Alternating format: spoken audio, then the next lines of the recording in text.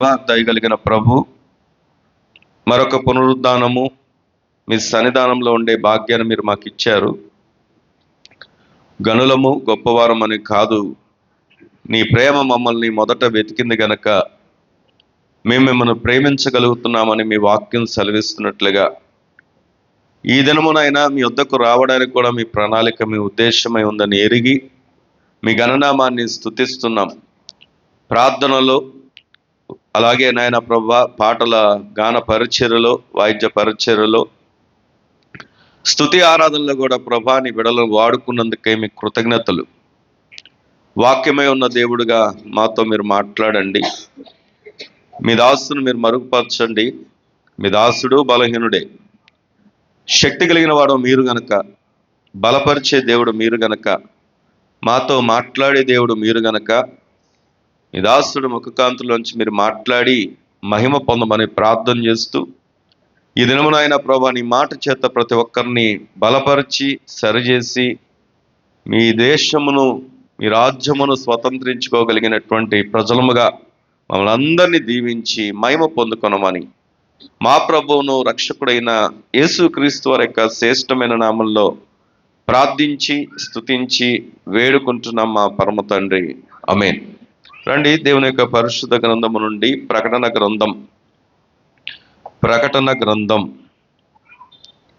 3వ అధ్యాయం. ప్రకటన గ్రంథం 3వ అధ్యాయం, పేజ్ నంబర్ 230, నూతన నిబంధన. ప్రకటన గ్రంథం 3వ అధ్యాయం 7వ వచనాన్ని చదువుకుందాం. ఫిలదెల్ఫియాలో ఉన్న సంఘపు దూతకు ఇలాగు రాయుము, దావీదు తాళపు చెవు కలిగి ఎవడునూ వేయలేకుండా తీవాడును, ఎవడునూ తీయలేకుండా వేయువాడునైనా సత్యస్వరూపియగు పరిశుద్ధుడు చెప్పు సంగతులు ఏమనగా, నీ క్రియలను నేను ఎరుగుదును, నీకున్న శక్తి కొంచెమై ఉండినను నీవు నా వాక్యమును గైకొని నా నామము ఎరుగననలేదు. ఇదిగో తలుపు నీ ఎదుట తీసి ఉంచి ఉన్నాను, దాన్ని ఎవడును వేయనేరదు. దేవుని మాటలు మనందరి వినికిల్లో దీవించునుగాక. ఆమేన్ చెప్దామా? ఇక్కడ దేవుని వాక్యాన్ని పరిశీలన చేసినప్పుడు దేవుడికి ఉన్నటువంటి అధికారం ఏమై ఉందో రాయబడుతూ ఉంది. వినండి, దేవుని యొక్క అధికారం, ఆయన తలుపు వేయగలడు, అలాగే తలుపు తీయగలడు. ఆయన వేస్తే తీయగలిగిన వారు లేరు, ఆయన తీస్తే వేయగలిగిన వారు కూడా లేరు. దేవుని స్తోత్రం కలుగును గాక. కాబట్టి ఈ దినాన ఆలోచన చేస్తే, ప్రభువా మరి నీ మాట ఏ మాట గుండా మరి నీ ప్రజల దగ్గరికి రావాలి అని ఆలోచన చేసినప్పుడు దేవుడు ఒక తలంపును నాకు కలగజేశాడు. అదేంటంటే, దేవుడు చాలాసార్లు మనం చేసినటువంటి ప్రార్థనలు, విజ్ఞాపనలు, మనవులు దేవుని దగ్గర మనకు కనబెడుతున్నవే కానీ మూయబడినట్లుగా, ఆలస్యమైనట్లుగా కనబడుతూ ఉంటే చాలాసార్లు మనం నిరుత్సాహం చెంది, కృంగిపోయి, బలహీనపడి ఎందుకు ఇలా జరుగుతుందని ఆందోళన పడిన అనేకమైనటువంటి సందర్భాలు మన ముందున్నాయి. అయితే దేవుడు ఇచ్చినటువంటి తలంపును బట్టి ఈ వాక్యము చాలా స్పష్టంగా ప్రకటిస్తున్నటువంటి మాట ఏంటంటే, తలుపు వేసేది ఆయనే, తలుపు తీసేది కూడా ఆయనే. దేవుని స్తోత్రం కలుగును గాక. చాలాసార్లు చాలా మందికి ఉన్నటువంటి అపోహ ఏంటంటే, ఏదైనా ఒక పని లేదా కార్యం లేదా లేకపోతే ఇంకేదైనా మనం ఎదురు చూస్తుంది ఏదైనప్పటికీ కూడా అది జరగలేదు అంటే మనం ఇంకా ఎవరి మీదో ఆ యొక్క నేరాన్ని మోపుతూనే ఉంటాం. అయితే సైతాను, లేకపోతే సేవకుడో లేకపోతే ఫలానా వ్యక్తో అని చెప్పేసి మనం ఆ నేరాన్నంతటిని కూడా తీసుకెళ్ళి ఎవరి మీద వేస్తామంటే ఆ వ్యక్తికి ఆపాదిస్తాం. వాస్తవానికి సత్యాన్ని ఎరిగిన వారు, వాస్తవానికి వాక్యానికి దగ్గరయ్యేవారు, వాస్తవానికి దేవుని యొక్క అధికారాన్ని గుర్తెరిగేవారు, వారికి దేవుడు నేర్పించే సత్యం ఏంటంటే తలుపు వేయాలన్నా తలుపు మూయాలన్నా అది ఒకరి ద్వారానే సాధ్యం. ఆ అధికారం ఎవరి దగ్గర ఉందంటే దేవుని దగ్గర మాత్రమే. దేవుని స్తోత్రం కలుగును గాక. అందుకే ఆయన వాక్యం చాలా స్పష్టంగా చెప్పే మాట ఏంటంటే ఆయన తలుపు వేయగా తీయగలిగిన వారు లేరు, తీయగా వేయగలిగిన వారు లేరు. ఈ దినం దేవుని వాక్యాల దగ్గరకు వచ్చి కొన్ని ఆత్మీయ సత్యాలని మనం నేర్చుకోబోతుండగా ఈరోజు మనం చూడబోతున్నటువంటి అంశం ఏంటి అంటే దేవుడే తలుపులు మూస్తే లేకపోతే దేవుడే ద్వారాలు మూస్తే దాని వెనక ఉన్నటువంటి ఆంతర్యం ఏంటి, ఆయన ఉద్దేశం ఏంటి అనే ఒక సంగతిని మనము నేర్చుకోబోతున్నాం. దేవుని స్తోత్రం చేద్దామా? ఒకవేళ ఏదైనా మనము ఇంకా ఆలస్యం అవుతూ ఇంకా లేకపోతే ఇంకా అని చెప్పి నువ్వు కృంగిపోతూ ఉంటే ఈరోజు అసలు ఆయన తలుపు మూయడానికి గల కారణం, ఆ ద్వారం మూయబడడానికి గల కారణం, ఆయన ఉద్దేశం ఏంటో వాక్యంలోంచే కొన్ని ఆత్మీయ సత్యాలను మనము నేర్చుకుందాం. రండి. ఆదికాండము 7వ అధ్యాయం. ఆదికాండం 7వ అధ్యాయం. 7వ అధ్యాయము. ఆదికాండం 7వ అధ్యాయం 16వ వచనాన్ని చదువుకుందాం. ప్రవేశించిన వన్నియు దేవుడు అతనికి ఆజ్ఞాపించిన ప్రకారము సమస్త శరీరులలో మగదియు ఆడదియు ప్రవేశించెను. అప్పుడు యెహోవా ఓడలు అతన్ని మూసి వేసెను. దేవుని స్తోత్రం చెప్దామా? ఇక్కడ వాక్యాన్ని మనం పరిశీలన చేసినప్పుడు తలుపు మూసినటువంటి సందర్భం ఏ కాలానికి చెందినటువంటి యొక్క సందర్భం అనే ఆలోచన చేస్తే నోవాహు కాలంలో నోవాహు ఆ ఇంటి వారు ఆ ఓడలో ప్రవేశించినప్పుడు ఆ ఓడలో ఉన్నటువంటి ఆ తలుపును మూసింది ఎవరు అంటే దేవుడు. దేవుని స్తోత్రం చెప్దామా? ఇంతకు ఓడను కట్టింది ఎవరు? నోవాహు. దానికి ఉన్నటువంటి ప్రతి కీ పాయింట్ ఎవరికి తెలుసు? నోవాహుకు తెలుసు. ఏ మేక ఎక్కడ కొట్టాడో, ఏ కీలు ఎక్కడ పూసాడో, దానికి సంబంధించినటువంటి కొలత ఏంటో, షేప్ ఏంటో, ఏ టు జెడ్ అని తెలుసు. కానీ ఒకటి మాత్రం తెలియదు. అదేంటంటే తలుపు ఎలా తీయాలో తెలియదు, తలుపు ఎలా మూయాలో తెలీదు, తలుపు ఎలా తీయాలో తెలియదు. చూడండి, ఆలోచన చేద్దాం. మీ ఉదయం అంతా తెలిసినటువంటి వ్యక్తికి తలుపు వేయడం తెలియకపోవడం ఏంటి?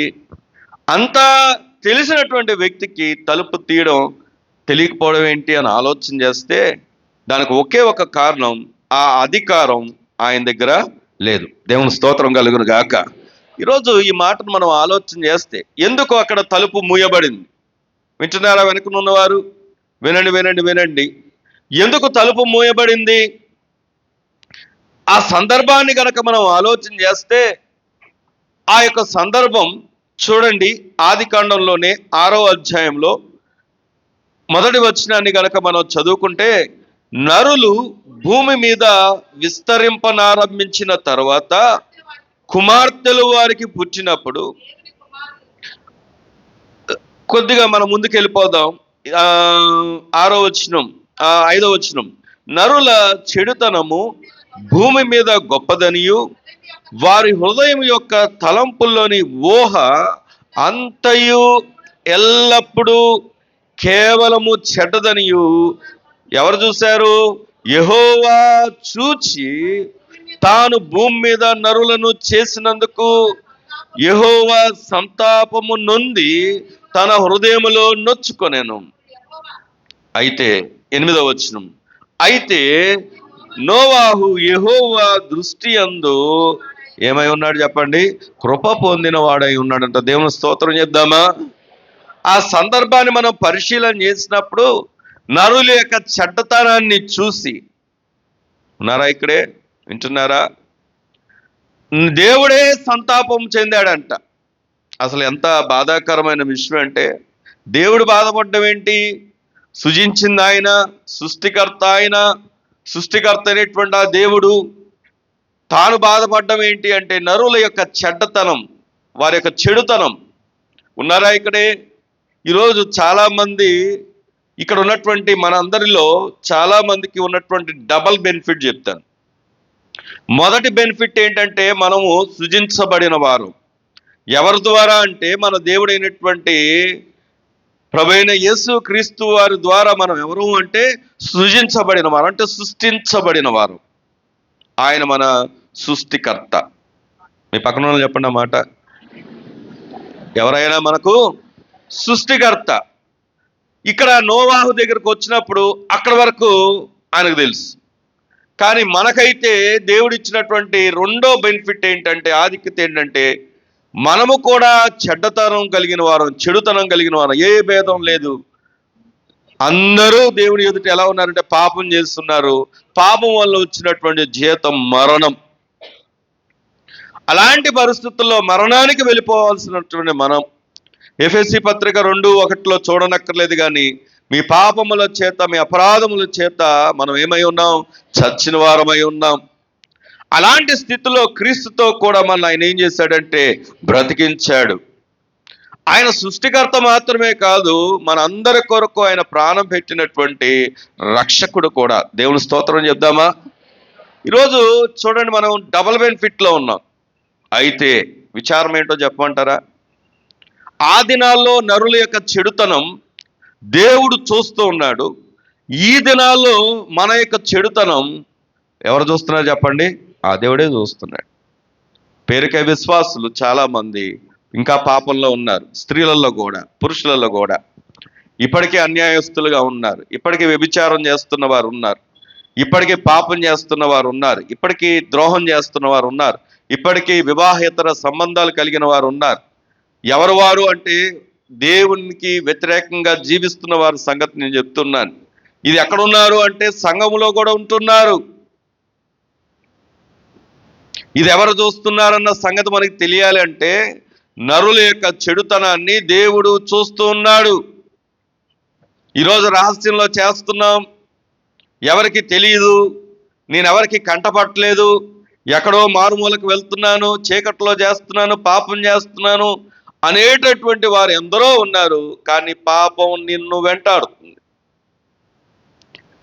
పాపం అంట ఏం చేస్తుందంటే ఈడ్చుకొచ్చి ఏం చేస్తుందో తెలుసా? మరణాన్ని కంటుదంట. అనేకమైన రోగాలు, అనేకమైనటువంటి వ్యాధులు, అనేకమైనటువంటి ప్రబలడానికి ప్రధాన కారణం ఏంటంటే మన పాపం. అందుకే జాగ్రత్త. ఎవరు చూడట్లేదు అనుకోవద్దు. ఒక దినము ఆ స్థితి, ఆ యొక్క చెడుతనానికి ఒక ముగింపు ఉంది. అదే ఇక్కడ ఈ అధ్యాయంలో మనం చూస్తాం. అక్కడ నరుల యొక్క చెడుతనం సృజించిన వాడే బాధపడుతూ ఉన్నాడంట. బాధపడుతూ జరుగుతుంది ఏంటంటే జలప్రలయానికి ఆయన మొత్తం ప్లానింగ్ వేశారు. అప్పుడు ఒక వ్యక్తి కనబడుతున్నాడు. ఈయన ఎవరు అంటే నోవాహు. 8వ వచనంలో, అయితే నోవాహు యెహోవా దృష్టి యందు ఎలా ఉన్నాడు అంటే కృప పొందిన వాడుగా ఉన్నాడు. దేవుని స్తోత్రం కలుగును గాక. అయితే అంటే అర్థం ఏంటో తెలుసా? వాళ్ళందరూ అలాగున్నా, ఒకలారా, చెల్లెల్లారా, అన్నలారా, ఒకవేళ అలాంటి వారు మనలో ఉన్నా, బయట ఉన్నా, అయితే అన్న ప్రాంతంలో నువ్వు ఉండాలి. అయితే అన్న స్థలంలో నీవు ఉండాలి. వారికి వేరుగా ఉండాలి. ఆ ఉపద్రవం నుండి తప్పించబడడానికి నీవు వేరుగా ఉండాలి. సరే, ఇక్కడ ఏంటి అంటే ఆయన కృప పొందిన వాడుగా ఉన్నాడు. అంత జలప్రలయం వస్తుంటే దేవుడు ఏం చేస్తున్నాడంటే అతన్ని, అతని కుటుంబాన్ని, అతని ద్వారానే ఓడ కట్టించాడు. అతన్ని, అతని కుటుంబాన్ని ఏం చేశాడు చెప్పండి? రక్షించుకున్నాడు. దేవుని స్తోత్రం చెప్దామా? మీకు అక్కడ సందర్భం అంతా తెలుసు కాబట్టి నేను ఇంకా ఆ వివరణ అంతకి వెళ్ళట్లేదు. కానీ ఈ దినం ఈ దినం మనం నేర్చుకుంటున్నటువంటి సత్యం ఏంటంటే, దేవుడు ద్వారాలు ఎందుకు మోస్తాడు అంటే, మొట్టమొదటి సత్యం ఇక్కడ ఈ సందర్భంలో ఈ వాక్యం నాకు నేర్పిస్తున్నటువంటి మాట ఏంటో తెలుసా? దైవికమైనటువంటి భద్రత. మీ పక్కన వాళ్ళని చెప్పండి ఆ మాట. ఏ భద్రత ఇది? ఇప్పుడు మళ్ళీ మిమ్మల్ని అడుగుతున్నాను, ఒకవేళ ఇక తలుపులు మూయబడకపోతే నోవాహు కుటుంబం ఏమైపోయేది? నశించిపోయేది. ఒకవేళ ఆ యొక్క ద్వారం మూయబడకపోతే నోవాహు కుటుంబం కూడా ఇక జలప్రలయంలో నశించిపోయేది. ఒకవేళ మూయబడకపోతే, చెల్లి వింటున్నావా? వినాలి వినాలి వినాలి. ఒకవేళ మూయబడకపోతే ఇందులో ఉన్నవారు కూడా అందులోకి ఎక్కడానికి ప్రయత్నం చేసేవారు. అప్పుడు నీవు వారు ప్రత్యేకించబడేవారు కాదు. దేవుని యొక్క ఉద్దేశం ఆ ద్వారాలు మూయబడటానికి ఇది మేలే. దేవుని స్తోత్రం చెప్దామా? ఎందుకు అంటే నిన్ను భద్రపరచడానికి,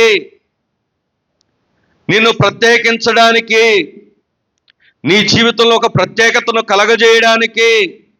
చాలాసార్లు మనం చాలా ప్రయత్నాలు చేస్తూ లోకం ఎలా ఆలోచిస్తుందో అలాగే ఆలోచిస్తూ ఉంటాం. లోకం ఏ ఉద్దేశాల గుండా పరిగెత్తుతున్నదో ఆ ఉద్దేశాల్లోనే మనం పరిగెత్తుతూ ఉంటాం. మనం అనుకుంటాం ఈ భూమి మీద ఏదో సంపాదించి, ఏదో సాధించి, ఏదో నిలబెడితే అదే జీవితం అనుకుంటాం. కానీ ఒక దినం ఇవన్నిటికీ ముగింపు పలకబోతున్నాం. అయితే ఈరోజు ఎందుకు ఈ మాట జ్ఞాపకం చేసుకుంటున్నామంటే, అక్కడ ద్వారాలు ముయ్యబడ్డానికి దేవుని యొక్క ఉద్దేశం ఏంటంటే, ఆ కుటుంబానికి దేవుడు ఏమివ్వాలనుకున్నాడు? భద్రత. దేవుని స్తోత్రం చెప్దామా? ఈరోజు ఇదే మాట మన దాకా వస్తే, నీతో నాతో దేవుడు ఎందుకు మాట మాట్లాడుతున్నాడంటే, చాలాసార్లు నా జీవితంలో నేను అడుగుతున్నా ఎందుకు జరగట్లేదనో, ఎందుకు వెనకబాటనో, ఎందుకో ఎందుకో ఎందుకో అనే ఒక కృంగుదలలో ఉన్నావేమో. కానీ అది నీకు మేలు, అది నీకు భద్రత. దేవుని స్తోత్రం కలుగును గాక. నేను అంతకుముందు ఉద్యోగం లేని సమయంలో, ఇది ఇంతకుముందు కూడా చాలాసార్లు పంచుకున్నాను, ఉద్యోగం లేని సమయంలో ఏదైనా చేసేయాలి. ఇంట్లో వారి దగ్గర నేను నేరస్తుడిగా కనపడకూడదు. చాలా సిగ్గుపడుతూ ఉండేవాడిని. భోజనం చేయాలన్నా చాలా సిగ్గేసేది. ఇప్పుడైతే చాలామంది వదిలేశారు అనుకోండి, ఎలాగైనా ఉంటున్నారు. ఎందుకంటే ఉద్యోగం ఉన్నా లేకపోయినా, లేకపోతే భక్తి విషయంలో మాత్రం చాలా సోమరులుగా ఉన్నవారు చాలామంది ఉన్నారు. నా జీవితంలో నేను ఒక ఎక్స్పీరియన్స్ నేను చూసింది ఏంటంటే, దేవునికి దూరంగా ఉన్నంత కాలం నా లైఫ్లో నెమ్మది లేదు. దేవునికి దూరంగా ఉన్నంత కాలం, దేవునికి దూరంగా ప్రవర్తిస్తున్నంత కాలం, నా యవ్వన దశలో దేవునికి దూరంగా ఉన్నంత కాలం నా జీవితంలో ఏ ఎదుగుదల లేదు. ఎక్కడ కూడా ఒక స్టాండ్ లేదు, ఎక్కడ కూడా నిలబడడానికి అవకాశం లేదు, ఎవరి దగ్గర కూడా మొహం చూపించడానికి అవకాశం లేనటువంటి అవమానాలను ఎదుర్కొన్నటువంటి పరిస్థితి. కానీ దేవుడు నా జీవితంలో చేసిన అద్భుతం, ఒక గౌరవాన్ని, ఒక ఆధిక్యతను, ఒక నాయకుడిగా నిలబడడానికి ఈ దినం అది కేవలం దేవుడు అనుగ్రహించిన కృప మాత్రమే. దేవుని స్తోత్రం కలుగునుగాక. అయితే ఆ దినాల్లో ఉద్యోగం లేకపోతే నా ప్రయత్నాలు అయితే నేను చేస్తున్నాను. ఒక ఆయనకి డబ్బులు కట్టాం.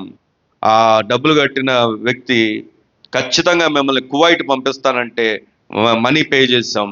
తీరా చూస్తే 6 నెలలు అయింది, ఇంకా పంపట్లేదు. సరే అతని దగ్గరికి ఏంటండి డబ్బులు, ఆ రోజుల్లో 10,000 ఇచ్చింది. 10,000 అంటే ఆ రోజుల్లో చాలా ఎక్కువ. అది పట్టుకొని వెళ్ళి అడిగితే ఇదిగోండి అని అంటున్నాడు. కానీ అసలు ఎక్కడ కూడా ముందుకెళ్ళట్లేదు. ఒకరోజు ఆయన అన్నాడు, ఏమంటే కెన్యాకు ఒక ఆఫర్ ఉంది, వెళ్తారా అన్నాడు.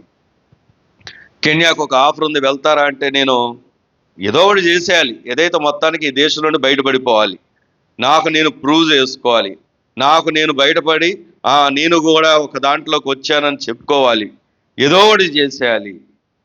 అప్పుడు జరిగింది ఏంటంటే, కెన్యాకి వెళ్తారంటే వెళ్ళిపోతానండి పంపించండి అన్నాను. నేను కట్టింది అమౌంట్ కువైట్కి, కానీ వెళ్ళడానికి కూడా సిద్ధపడ్డాను. కెన్యా అంటే బ్లాక్ కంట్రీ, బ్లాక్ ఉంటారు పీపుల్.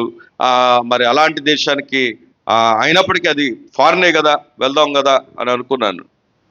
కానీ ఏమైందో తెలుసా, ప్రార్థన చేస్తున్నప్పుడు దేవుడు దానికి వ్యతిరేకత చూపించాడు. వెళ్ళడానికి వీల్లేదని చెప్పాడు. ఒక రెడ్ సిగ్నల్ చూపించాడు. సరే ప్రార్థన చేసాం. ప్రార్థన చేస్తుంటే దేవుడు ఇది చూపించాడు. మనసేమో నా నా నా యొక్క స్వభావం చెప్తుంది వెళ్ళిపోదాం. ఎందుకు వెళ్ళిపోదాం అంటే నేను కూడా అందరి ముందు గౌరవంగా ఉండాలి, నేను కూడా ఫారిన్ వెళ్ళాలని చెప్పుకోవాలి, నాకు తల్లిదండ్రులు లేరు కదా, నన్ను పెంచింది ఇల్లే కదా, తల్లిదండ్రులు లేకపోయినా ఇదిగో ఇలాగ వచ్చాడని చెప్పుకోవాలి, ఇలాంటి కాన్సెప్ట్. కానీ జరిగింది ఏంటో తెలుసా? దేవుడు వద్దన్నాడు, ఆగిపోయాను. రీజన్ ఒకటే, దేవుడు వద్దన్నాడు. అది జరిగింది ఏంటంటే, ఆ బ్యాచ్లో ఎవరైతే వెళ్ళారో అప్పుడు వచ్చినటువంటి న్యూస్ ఏంటంటే, కెన్యాలోని పేదరికం ఉంటే మీరు మా దేశానికి వస్తారా అని చెప్పేసి వచ్చిన వారిని చాలా మందిని చంపేశారు. ఇప్పుడు చెప్పండి, ద్వారాలు మూయపడ్డాయి, దేవుడే ద్వారాలు మూసాడు. ఇది మేలుకంటారా లేకపోతే నష్టానికంటారా? మేలుకే. ఈరోజు ఎందుకు ఈ మాట ఆలోచన చేస్తున్నాం అంటే, నోవాహు కుటుంబాన్ని మాత్రమే కాదు, దేవుణ్ణి ఎరిగినటువంటి మనము కూడా ఈ దినాల్లో మనం ప్రత్యేకించబడడానికి, దేవుడు మనకు భద్రత ఇవ్వడానికి, దేవుడు మనకు క్షేమం ఇవ్వడానికి, దేవుని యొక్క ఉద్దేశాలు, దేవుని యొక్క ఆలోచనలు, దేవుని యొక్క ప్రణాళికలు నా జీవితంలో నెరవేర్చబడ్డానికి ఎవరైతే దేవుణ్ణి బేస్ చేసుకొని ముందుకెళ్తారో వారి జీవితంలో దేవుడు చేసే కార్యం ఏంటో తెలుసా? దేవుడు ద్వారాలు మూసిన ఆయన అధికారానికి ఒప్పుకున్న వారి పక్షంగా దేవుడు ఏం చేస్తాడో తెలుసా? తలుపులు తెరుస్తాడు. దేవుని స్తోత్రం చెప్దామా? గట్టిగా చెప్దామా?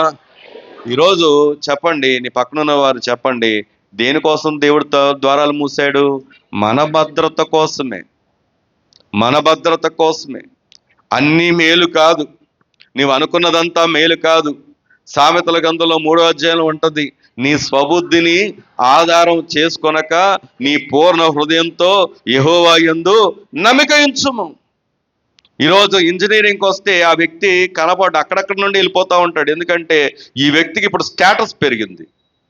ఈరోజు ఒక మంచి పొజిషన్లోకి వస్తే, మంచి చదువుకు వస్తే, మంచి ఉద్యోగాలకు వస్తే ఆ వ్యక్తులు మందిరానికి కానీ దేవుని సమీపంగా కనపడరు. ఎందుకంటే వీళ్ళు వాళ్ళ స్వబుద్ధిని ఆధారం చేసుకొని వాళ్ళ మీద బేస్ అవుతున్నారు.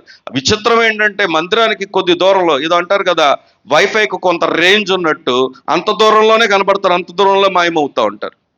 వీళ్ళ జీవితంలో దేవుడు గొప్ప కార్యాలు చేయాలని ఎదురు చూస్తున్నారు, కానీ కార్యం జరిగేది ఒక స్థలంలోనే. ఎక్కడో తెలుసా? దేవుని దగ్గర మాత్రమే. దేవుని స్తోత్రం కలుగును గాక. ద్వారాలు తెరవాలన్నా ఆయనే, ద్వారాలు మూయాలన్నా ఆయనే. అందుకే దేవుని వాక్యం దగ్గరకు వచ్చి ఆలోచన చేస్తే మరొక సందర్భాన్ని కనుక మనం చూడగలిగినట్లయితే రండి, నిర్గమాకాండం 11వ అధ్యాయం, నిర్గమాకాండం 11వ అధ్యాయం 7వ వచనాన్ని కనుక మనం చదువుకున్నట్లయితే, యెహోవా ఐగుప్తీయులను ఇశ్రాయేలును వేరుపరచునని మీకు తెలియబడినట్లు మనుషుల మీద కానీ జంతువుల మీద కానీ ఇశ్రాయేలు ఎవరి మీదైనను ఒక కుక్కయు తన నాలుక ఆడించు. గట్టిగా దేవుని స్తోత్రం చెప్దామా? ఇక్కడ కూడా మనం గమనించినట్టయితే, ఇక్కడ కూడా తన ప్రజల్ని ఆయన ఏం చేస్తున్నాడు అంటే వేరుపరుస్తూ ఉన్నాడు. దేవుని స్తోత్రం చెప్దామా? నేను ఒక మాట సూటిగా అడుగుతాను, ఏంటి ఆ మాట అంటే, మనం అందరం ప్రశ్నించుకోవాల్సినటువంటి మాట ఈ ఉదయకాలం ఏంటి అంటే, మన ఇంటికి, లోకంలో ఉన్న వారి ఇంటికి, అన్యుల ఇంటికి ఏమైనా వ్యత్యాసం ఉందా? అర్థమైందో లేదో నా ప్రశ్న. మన మాటలు, మన ప్రవర్తన, మన నడవడిక, మన ఉద్దేశాలు, మన క్రియలు మన ఇంటికి, అలాగే నీ స్నేహితుల దగ్గర, ఈ మాటను ఇలా కూడా యాడ్ చేసుకుందాం, నీ స్నేహితుల దగ్గర, నీ బంధువుల దగ్గర, ప్రభువుని ఎరగిన వారి దగ్గర నీకంటూ ఒక ప్రత్యేకత ఉందా? ఉన్నారా? ఇక్కడే ఉన్నారా? నేను చేసిన మిలిటరీ, అక్కడ మందు ఏరులై పారుతుంది. ఒకవేళ నన్ను అడగగలిగిన వారు కూడా ఎవరు లేరు. రీజన్ ఏంటంటే, అక్కడ నేను ఉద్యోగం చేస్తున్నాను, అక్కడ నన్ను అడగగలిగిన వారు లేరు. ప్రతి ఏరులై పారుతుంది, ఎంత కావాలంటే అంత తీసుకోవచ్చు. కానీ ఒక మాట చెప్తున్నాను, ఆ రోజు నేను గనక దానికి లోబడి ఉంటే ఈరోజు ఇక్కడ నేను ఎంత మాత్రం ఉండేవాడిని కాదు. దేవుని స్తోత్రం కలుగును గాక. ఎందుకు ఈ మాట గొప్ప కోసం చెప్పట్లేదు, దేవుడు మనని పరిశీలన చేస్తున్నాడు, దేవుడు మనని ప్రత్యేకపరచాలనుకుంటున్నాడు. దేవుని ఉద్దేశాలు ఏంటంటే, నీవు ఈ లోకంలో ఉన్న వారికి వేరుగా ఉండాలనుకుంటున్నాడు. అందుకే ఇజ్రాయెల్ ప్రజల్ని ఆ యొక్క మరణము వెంటాడుతున్నటువంటి ఆ యొక్క మరణదూత వచ్చిన సమయంలో వీళ్ళను వీళ్ళకు వేరు చేసే ఒకే ఒక ఆయుధం ఏంటో తెలుసా? గొర్రె పిల్ల రక్తం. దేవుని స్తోత్రం చెప్దామా? ఈరోజు ఒక మాట సూటిగా అడుగుతున్నాను, నీవు ఆ రక్తం కిందకు వచ్చావా? వేరుపరచబడినటువంటి ఒక దినం ఒక ఉపద్రవం రాబోతుంది. మీరు వార్తలు ఓపెన్ చేస్తే ఎప్పుడు చూసినా ఒకే మాట. ఏ న్యూస్ ఛానల్స్, నేను న్యూస్ ఛానల్స్ చదవట్లేదు, వింటలేదు, ఎందుకంటే అవసరత మేరకే తీసుకుంటాను. రీజన్ ఏంటి అంటే వాళ్ళు ఇష్టం వచ్చినట్టుగా చెప్పేస్తూ ఉంటారు, భయభ్రాంతులు గురి చేస్తూ ఉంటారు. కానీ ఒక విషయం గుర్తుపెట్టుకోండి, ఒకవేళ అలాంటి పరిస్థితి వస్తే నీ పరిస్థితి ఏంటి, నీ కుటుంబ పరిస్థితి ఏంటి, నీ వ్యక్తిగత పరిస్థితి ఏంటి? మూడవ ప్రపంచ యుద్ధం అంటున్నారు. ఎందుకు అంటున్నారంటే ఉక్రెయిన్ అనే దేశం, ఇప్పుడు దాకా ఇజ్రాయెల్ వీటి గురించి వింటున్నాం. మళ్ళీ ఎప్పుడైతే స్టార్ట్ అయిందో అక్కడ నుండి మళ్ళీ వచ్చినటువంటి మాట ఏంటంటే ఉక్రెయిన్ మీదకి మొన్న రష్యా వాళ్ళు వేసినటువంటి ఆ యొక్క దాడి చాలా భయంకరమైన దాడి. కాలు దువ్వుతున్నారు అంతే, ఏదైనా చేసేద్దామని. అణుబాంబులు తీసుకుంటున్నారు, రియాక్టర్లు చూస్తున్నారు, ఇవన్నీ జరుగుతున్నాయి. అంటే ఏదో భయపెట్టి భయభ్రాంతులకు గురి చేసి మిమ్మల్ని ఏదో మార్చేయాలని ఉద్దేశం కాదు. నా దగ్గరకు చాలా మంది బాప్తిజం కోసం వస్తే నేను వాళ్ళకి మొదట నేను చెప్పే మాట ఏంటంటే, నువ్వు అడిగినంత మాత్రం నేను బాప్తిజం ఇవ్వను, నీ క్యారెక్టర్ చూస్తాను, నీ ఆసక్తి చూస్తాను, నీ లైఫ్ చూస్తాను. నేనేం జడ్జిని కాదు, నేను జడ్జిమెంట్ ఇవ్వడానికి. కాకపోతే నీకు నిజంగా మారు మనసు అనుభవం ఉందా లేదా అని ఒక సేవకుడిగా నాకు కొంత గ్రహింపు ఉంటుంది. అంటే మతం మార్చడానికో మార్పిడి చేయడానికో ఈ సేవకులు చెప్పే మాటని పద్దాక యూట్యూబ్లో రకరకాల వాళ్ళు ఇచ్చి ఏదేదో పెట్టుకోనండి. అది సత్యం ఎరగని వారు పెట్టుకునేది. కానీ సత్యం చెప్తున్నటువంటి మాట ఏంటంటే నిన్ను ఆయన వేరుపరచాలనుకుంటున్నాడు. దేవుని స్తోత్రం కలుగును గాక. ఈ లోకం నుండి ప్రత్యేకించాలనుకుంటున్నాడు. అందుకే అక్కడ గమనించినప్పుడు చూడండి, మరొకసారి మాట చదివితే నిర్గమాకాండంలో 11వ అధ్యాయము చదువుకున్నట్టయితే, యెహోవా ఐగుప్తీయులను ఇశ్రాయేలును వేరుపరచునని మీకు తెలియబడినట్లు. చాలండి. దేవుని యొక్క ఉద్దేశం తలుపులు ముయ్యడానికి ఏమన్నాడు ఆయన?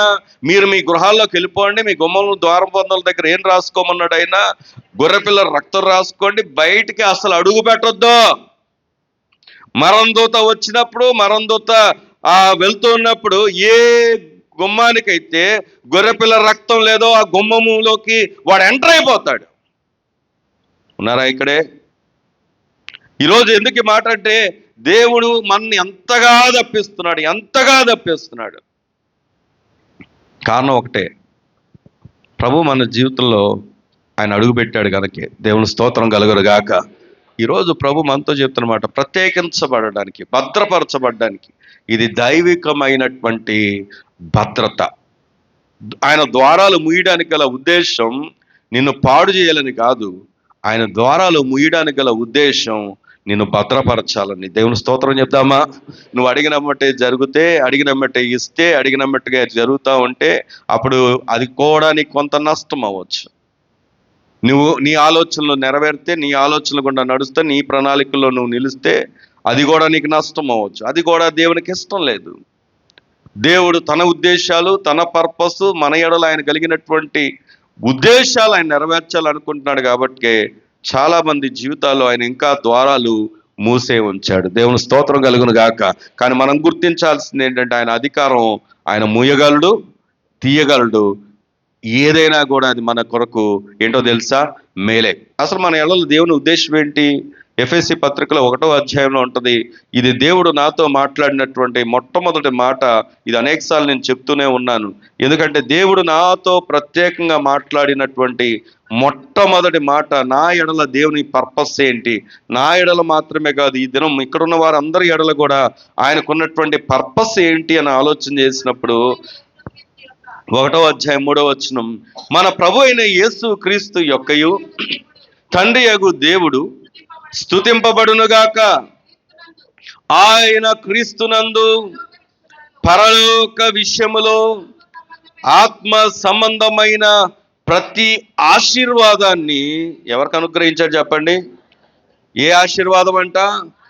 ప్రతి ఆశీర్వాదం ఆత్మ పరలోక విషయంలో, క్రీస్తునందు పరలోక విషయంలో ఆత్మ సంబంధమైన ప్రతి ఆశీర్వాదం మనకి ఏం చేశాడంట? అనుగ్రహించాను. ఎట్లనగా తన ప్రియుని యందు తాను ఎలా ఇచ్చాడు చెప్పండి? ఎంత డబ్బులు తీసుకున్నాడు ఆయన? తాను ఉచితముగా మనకు అనుగ్రహించిన తన కృపా మహిమకు కీర్తి కలుగునట్లు. ఆగండి, నీ పక్కన ఉన్న వాళ్ళు తట్టి చెప్పండి, నీ ఎడల దేవుని ఉద్దేశం ఏంటో తెలుసా? తనకు కీర్తి కలగాలని చెప్పండి. ఏం కలగాలి మన ద్వారా? నేను ఒక మాట సూటిగా అడగనా? నిన్ను చూసి దేవుణ్ణి ఎంతమంది స్తుతిస్తున్నారు? నిన్ను బట్టి దేవుడి దగ్గరికి ఎంతమంది వస్తున్నారు? నిన్ను బట్టి దేవుని ఎంతమంది కనపరుస్తున్నారు? దేవుని ఉద్దేశమేమో నీ ద్వారా తన నామానికి ఏం కలగాలనుకున్నాడైనా? కీర్తి కలగడానికి ఉచితంగా దేవుడు మనకు అనుగ్రహించాడంట. ఆయన ఏం ఆశించలేదు, ఏ టికెట్లు లేవు, ఏ భేదాలు లేవు, ఉచితంగా. కానీ నీ ద్వారా ఆయనకి ఏం కోరుకుంటున్నాడు తెలుసా? కీర్తి. ఒక్క మాట సూటిగా అడుగుతున్న యవనస్తులు, మీరుండే మీ ఫ్రెండ్స్తో ఉన్న స్థలాల్లో నిన్ను బట్టి నీ దేవునికి మహిమ వస్తుందా? నిన్ను బట్టి దేవుణ్ణి తెలుసుకుంటున్నారా? ఇది యవనస్తులకే కాదు, మీ గృహాల పక్కన ఉన్నవారు, లేకపోతే మీతో ఉన్నవారు, పనుల్లో, ఉద్యోగాల్లో, కొలీగ్స్, నువ్వు వెళ్తున్న స్థలాల్లో నిన్ను బట్టి నీ ప్రత్యేకతను వారు గుర్తించగలుగుతున్నారా? 20 సంవత్సరాల తర్వాత మా డిగ్రీ మేట్స్ అంతా మేమందరం గెట్ టుగెదర్ చేశారు. అది ఒక అతను లంకలోనే ఉంటాడు. అతను ఈ ఇనిషియేటివ్ తీసుకొని, అంటే ముందుగా ఆయన తీసుకొని అందరి దగ్గర నెంబర్లు గ్యాదర్ చేసి 20 సంవత్సరాలకి, వినాలి, 20 సంవత్సరాలకి ఆయన గ్యాదరింగ్ చేసి కలుద్దామని చెప్పేసి ఒక ప్రింటింగ్ ప్రెస్, ఈ బ్యానర్స్ ప్రింట్ చేసేది, అది కూడా మా ఫ్రెండ్దే, అందులో పెట్టారు. నేను కావాలని లేట్కి వెళ్ళా. ఒకవేళ ఈ వీడియో ఒకవేళ వాళ్ళు వింటే రీజన్ ఏంటో వాళ్ళకి తెలుస్తుంది. కావాలని లేట్కి వెళ్ళా. ఎందుకంటే నా భయం ఏంటంటే అంత కాలేజ్ మేట్స్ వాళ్ళందరూ అందులో డ్రింకర్స్ కూడా ఉంటారు అని చెప్పి వెళ్ళినప్పుడు లేట్గా వెళ్ళాను నేను కావాలని. కాకపోతే రమ్మన్నారు, ఖచ్చితంగా కలుద్దాం, 20 సంవత్సరాల తర్వాత ఎవరెవరు ఎలా ఉన్నారు, ఏం చేస్తున్నారో అన్నట్టుగా వెళ్తే దాంట్లో చాలా విచిత్రమైన విషయాలు ఏంటంటే మంచి హోదాలో ఉన్నవారు ఉన్నారు, అర్చకులు కూడా ఉన్నారు. అర్చకులు అంటే గుడిలో అర్చన చేసే అర్చకులు. ఎందుకంటే సత్యనారాయణపురంలో నాకు ఫ్రెండ్స్ ఉంటారు, కాలేజ్ మేట్స్, ఇలాగా వాళ్ళు కూడా ఉన్నారు. అలాగా అందరు గ్యాదర్ అయ్యారు. మొత్తం తెలిసిందే కదా, కాలేజ్ వాళ్ళు కలిస్తే ఏమో ఉంటాయి, ముందంతా ఉంటుంది. మరి నన్ను అడిగారు, అలా ఒక్కొక్కరు పరిచయం చేసుకుంటే ఏం చేస్తున్నారంటే కొంతమంది అర్చకులు, కొంతమంది పలాన్ జాబ్స్, కొంతమంది పలాన్ జాబ్స్ అని. నేను ఒక్కనే అక్కడ కనబడుతున్నాను. నువ్వేం చేస్తున్నావు అంటే పాస్టర్ అన్న. నేను వారి దగ్గర నుండి ఎక్స్పెక్ట్ చేసింది ఏంటో తెలుసా? ఖచ్చితంగా నన్ను పక్కన పెట్టేస్తారు అనుకున్నా, ఖచ్చితంగా నన్ను వేరుగా చూస్తారనుకున్నా, ఒకవేళ హీనంగా చూస్తారేమో కూడా అనుకున్నాను వాళ్ళ దృష్టిలో. కానీ మీరు నమ్ముతారో నమ్మరో, వాళ్ళు నాకు ఎంతో రెస్పెక్ట్ ఇచ్చారు. వాళ్ళు అన్నారు, మీ చర్చకు కూడా ఒకసారి వస్తాం. ఆ సందర్భంలో ఒకవేళ వస్తామని ఉండొచ్చేమో, కానీ అయితే ఎంతో రెస్పెక్ట్ మాత్రమే కాదు, ఆఖరికి అక్కడ ఉన్నదానికి దేన్ని కూడా నువ్వు టచ్ చేయడానికి నాకు దూరంగా పెట్టి ఏం చేశారో తెలుసా? నీకేం కావాలో అని అంటే, నేను ఆ రోజు ఫాస్టింగ్లో ఉన్నాను, చెప్పాను నాకేం వద్దంటే, మళ్ళీ కాదు కానీ ఎంత రెస్పెక్ట్గా మాట్లాడారంటే నిజంగా నేనే ఆశ్చర్యపోయాను. వాళ్ళ దగ్గర నుండి అది ఎక్స్పెక్ట్ చేయలేదు. కానీ ఇది ఎలా సాధ్యమైందంటే సాక్ష్యం.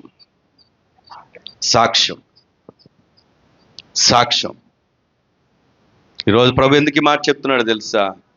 ఒకవేళ వారి దృష్టిలో నేను ఎప్పుడైనా ఏ విషయంలోనైనా వాళ్ళకి ఎదుట నేను గనక ఏమండి ఒక చెడు ప్రవర్తన కలిగి ఉంటే వాళ్ళ దృష్టిలో నేను మంచి సాక్షిగా ఉండలేకపోయేవాడిని. ఈరోజు ఇప్పటికీ అదే ఫ్రెండ్స్ కొనసాగుతున్నారు, ఇప్పటికీ ఆ గ్రూప్లో నేనున్నాను, ఇప్పటికీ నేనంటే వాళ్ళకి రెస్పెక్ట్ ఉంది. రీజన్ ఒకటే, నా సాక్ష్యాన్ని నేను కాపాడుకున్నాను. దేవుని స్తోత్రం కలుగును గాక. ఇది ఎలా సాధ్యమైందంటే మనిషిగా నన్ను బట్టి కాదు. ఈ వాక్యం దగ్గరికి నేను బైబిల్ దేవుడు నాతో మొట్టమొదటిసారిగా మాట్లాడిన మాటని ఎందుకు చెప్తున్నానంటే, నేను అదే ఫస్ట్ టైం, నాకు బైబిల్ కాలేజ్ అంటే తెలీదు, బైబిల్ కాలేజ్లోకి అడుగు పెట్టాను. నా జీవితంలో ఎన్నో ప్రశ్నలు ఉన్నాయి నాకు. ఏంటి ఆ ప్రశ్నలు అంటే, అసలు నేనేంటి, మా పేరెంట్స్ చనిపోవడం ఏంటి, దేవుణ్ణి వ్యతిరేకించడం ఏంటి, ఆ వ్యక్తి నేను దేవుని దగ్గరికి రావడం ఏంటి మరి ఆ దేవుడు నాకు ఏం చేశాడు, పేరెంట్స్ చనిపోయారు ఏం చేశారు అనుకోవాల్సిన వ్యక్తిని అనాథను అనుకున్నాను, ఒంటరి వ్యక్తిని అనుకున్నాను. అలాంటి వ్యక్తిని తీసుకొచ్చి నేనేంటి ఉద్యోగం చేయడం ఏంటి, ఆ ఉద్యోగంలో మళ్ళీ దేవుడు నన్ను తీసుకొచ్చి దేవుడు మాట్లాడి ఇక్కడికి నడిపించడం ఏంటి, నేను మందిరం నిర్మాణవంతలో కూడా ఉండడం ఏంటి, మళ్ళీ అక్కడికి వచ్చి నేను బైబిల్ కాలేజీకి రావడం ఏంటి, బైబిల్ కాలేజీకి తీరా వెళ్తే అదంతా ఇంగ్లీష్ మాట్లాడే కాలేజు, వాళ్ళు మాట్లాడేదంతా ఇంగ్లీషు, అక్కడ గ్రీకు హీబ్రూలే మాట్లాడతారు. నాకు అసలు బొత్తిగా ఏ సబ్జెక్ట్ టచ్ లేదు. వెళ్ళి క్లాస్ స్టార్ట్ అయిపోయింది, ఆల్రెడీ ముందు రోజు అయిపోయింది. నెక్స్ట్ రోజు వెళ్ళి నేను ఒక రోజు లేట్గా వెళ్ళాను, అమరావతి ట్రైన్ లేట్, అక్కడ ఒక రోజు లేట్కి వెళ్ళాను. క్లాస్లో కూర్చున్నాను, వెళ్తూనే గబుక్కు నిలిపి క్లాస్లో కూర్చున్నాను. ఫస్ట్ మొట్టమొదటి మాట దేవుడు ఈ మాట మాట్లాడినప్పుడు నా జీవితంలో ఉన్నటువంటి ప్రశ్నలన్నిటికీ సమాధానం ఇక్కడ దొరికింది. దేవుని స్తోత్రం కలుగునుగాక. దేవుడు ఎందుకు ఎన్నుకున్నాడు అంటే తన కృపా మహిమకు కీర్తి కలగడానికి, తన చిత్త ప్రకారమైన దయా సంకల్పం చొప్పున. చూడండి ఏముంది అక్కడ, చదువుదాం మాట. తన చిత్త ప్రకారమైన, చెప్పండి ఏంటంట, దేవుని చిత్త ప్రకారమైన దయా సంకల్పం చొప్పున యేసు క్రీస్తు ద్వారా తనకు కుమారులుగా స్వీకరించుటకై మనలను ముందుగా తన కోసం నిర్ణయించుకున్నాడంటే. గట్టిగా దేవుని స్తోత్రం చేద్దామా. దేవుని వాక్యం చాలా స్పష్టంగా ఆ రోజు నాతో మాట్లాడిన మాట ఏంటంటే, దేవుడు ముందుగా నన్ను నిర్ణయించుకున్నాడు గనకే గత జీవితంలో పడిపోయిన సందర్భాలు ఉన్నాయి, గత జీవితంలో తల్లిదండ్రులు కోల్పోయిన సందర్భాలు ఉన్నాయి, గత జీవితంలో నష్టం, దుఃఖం, సూసైడ్ అటెంప్ట్ చేసినటువంటి సందర్భాలు ఉన్నాయి. అలాంటి స్థితిలో కూడా దేవుడు విడిపించి, అయ్యో నేను చదువే ఆగిపోవాల్సినటువంటి నన్ను చదివించి ఉద్యోగాన్ని ఇచ్చి, బతకలేక పాస్టర్ అవ్వలేదు, ఉద్యోగాన్ని విడిచిపెట్టి వచ్చే కృపనిచ్చి తిరిగి ఒక మంచి కాలేజీలో చదవడానికి దేవుడు కృపనిచ్చి ఆ రోజు నాతో మాట్లాడినప్పుడు నాకు అర్థమైంది, ఇది దేవుని చిత్తం, దేవుని ప్రణాళిక. నేను ఒక మాట చెప్పనా, ఆయన ఆ రోజు ఇంగ్లీష్లో చెప్పాడు ఆయన ఈ మాట. నాకు క్లాస్ అంతా కూడా నా హృదయం ఎంతో ఆనందంతో నిండిపోయింది, దేవుడు నన్ను ఎన్నుకున్నాడు అని. ఇప్పుడు నేను ప్రశ్న అడుగుతున్నా మిమ్మల్ని, మీ ఎడల దేవునికి ఉన్న పర్పస్ ఏంటో మీకు తెలుసా? దేవుడు ఏ ఉద్దేశంతో మిమ్మల్ని ఏర్పరచుకున్నాడో మీకు తెలుసా? ఒక ఆదివారం క్రైస్తవులుగానో, ఒక ఆచారపూరితమైనటువంటి క్రైస్తవులుగా ఉండడానికి కానీ మిమ్మల్ని ఏర్పరచుకుంది. దానికోసమైతే జగతి పునాది వేయబడక మునిపే మన ఎడల ఆయన ఒక ప్రణాళిక వేయాల్సిన అవసరం ఎంత మాత్రము లేదు. ఎందుకంటే నరులను చూసి, వారి చెడుతనాన్ని చూసి దేవుడంట సంతాపం చెందుతున్నాడంటే, అలాంటి పరిస్థితుల్లో ఒకవేళ నీవు ఉన్నావేమో,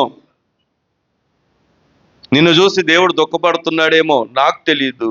కానీ ఈ రోజు కూడా దేవుడు మనతో ఎందుకు మాట్లాడుతున్నాడంటే, నీ జీవితంలో దేవుని యొక్క ఉద్దేశాలు నెరవేర్చబడాలి అంటే ఇప్పటికైనా ఆయన యొక్క ఉద్దేశాల్లోకి నువ్వు రావాలి. దేవుని స్తోత్రం కలుగునుగాక.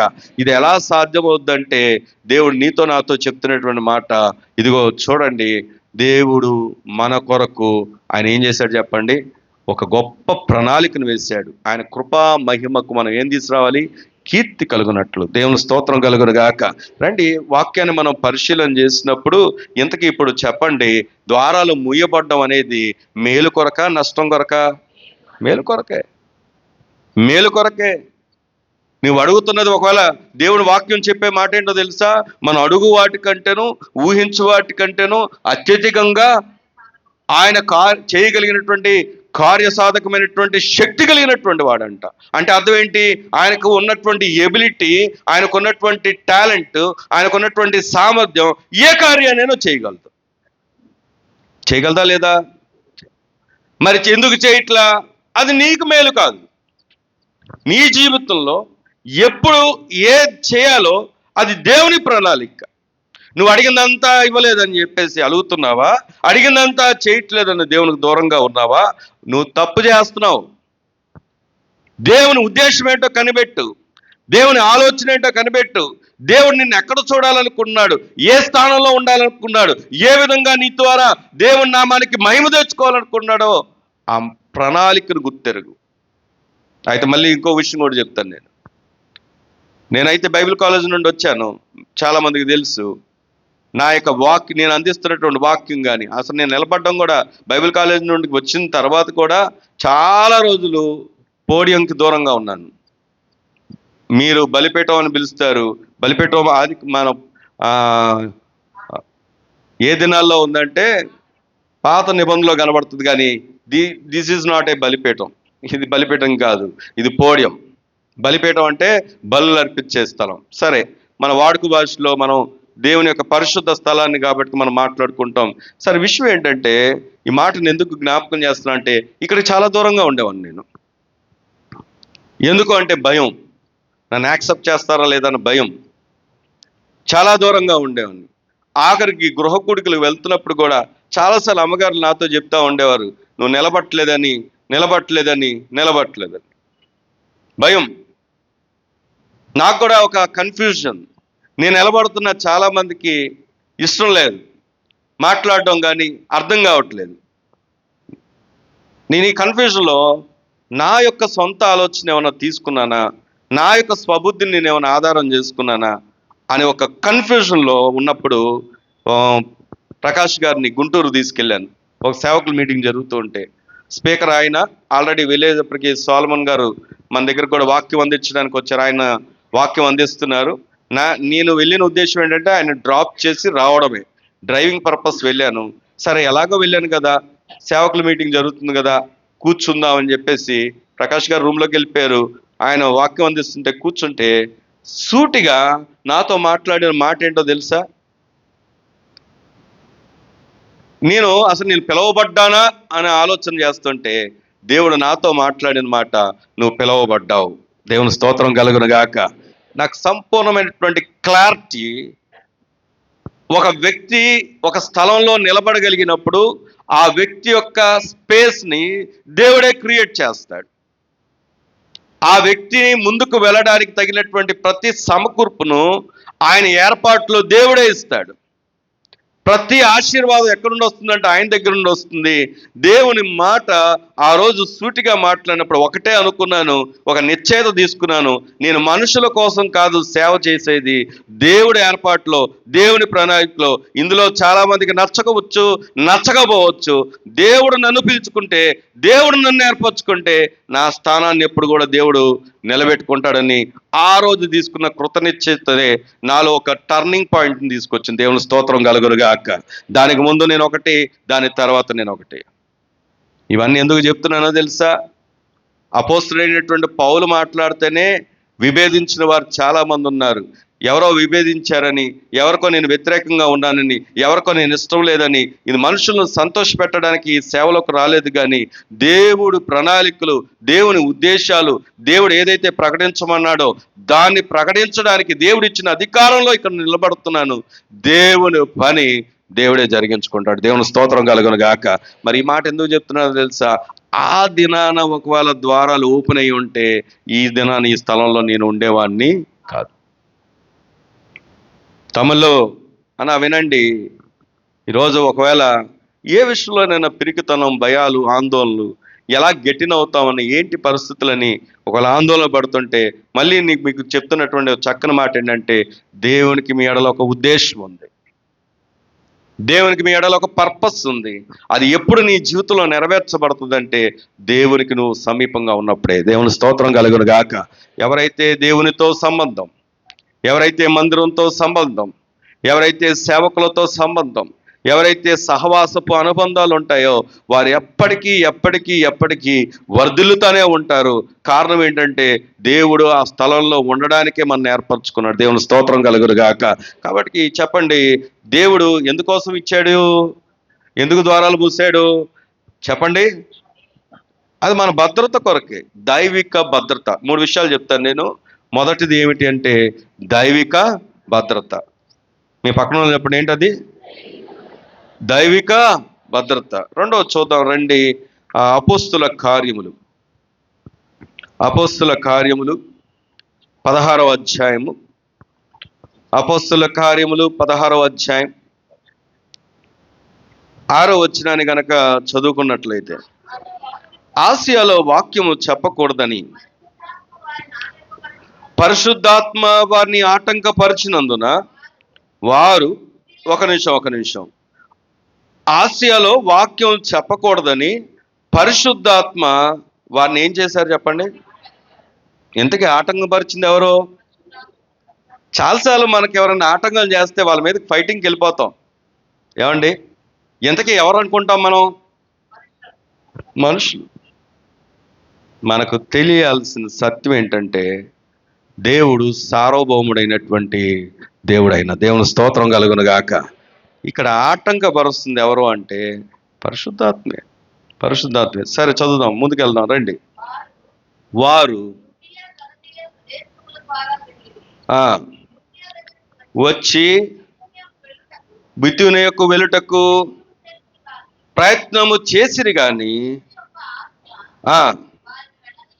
ఏం చేయలేదు చెప్పండి? ఎవరాత్మ? యేసు యొక్క ఆత్మ వారిని వెళ్ళనీయలేదు. నాకు ఒక ప్రశ్న ఉంది. ఏంటి ఆ ప్రశ్న అంటే, ఇంతకీ వీళ్ళు వెళ్ళాలనుకుంటుంది వారి సొంత పని మీద, దేవుని పని మీద? ఒక్కలారా అన్నలారా వెనకనున్నవారు అసలు వాళ్ళైతే బైబిలే చూడట్లేదు. వినండి, ఇంతకీ ఈ దేవుని పని కోసం వారు వెళ్తున్నారా, లేకపోతే వాళ్ళు సొంత పనుల మీద వెళ్తున్నారా? మరి నేను ఒక ప్రశ్న అడుగుతున్నాను. మనం ఏదైనా అడుగుతుంటే దేవుని పని కొరకు అడుగుతాం, మన పని కోసం అడుగుతామా? మాట్లాడరేంటండి? ఎవరి కోసం అడుగుతాం? మన కోసం అడుగుతాం. మన కోసం అడిగిందే జరగకపోతే మనమేమో ఎంత నిరుత్సాహం చెందుతామో. ఇప్పుడు వాళ్ళకి ఏం పని? ఎవరి పని తీసుకెళ్తున్నారు? ఎవరి కోసం వెళ్తున్నారు? ఎవరి పని చేద్దామని వెళ్తున్నారు? ఎవరిని ప్రకటిద్దామని వెళ్తున్నారు అంటే దేవుని పని. అయినప్పటికీ జరిగిందేంటో తెలుసా?